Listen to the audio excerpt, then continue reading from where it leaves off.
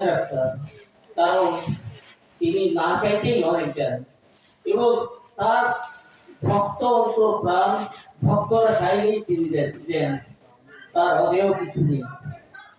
পিতা এবং তার সন্তান সমস্ত সন্তানের উপর নজর রাখেন, আমাদের গুরুদেব তার সমস্ত ভক্ত শিষ্য শিষ্যাদের উপর নজর রেখেছেন। এবার তিনি বলেছেন তার কয়েকটি বাণীর মধ্যে একটা বড় বাণী হলো সৎ পথে চলবে, সৎ ধর্ম পালন করবে, আমি তোমাদের সাথে আছি। তোমাদের কোনো কিছু অসুবিধা হলে আমি তো বলেছি যে এক জন্মে তোমাদের তোমরা না পারলেও আমি তোমাদের মুক্ত ধরে নিয়ে যাবো। তোমাদের এত পুণ্য নাও থাকতে পারে, কিন্তু আমার শরীরে প্রচুর পুণ্য আছে, সেই পুণ্য দিয়ে আস্তে আস্তে পুণ্য খরচ করে তোমাদের মুক্ত ধরে আমি অবশ্যই পৌঁছে দেবো। এই আমার স্থির বার্তা এবং সদ্গুরু বার্তা কোনোদিন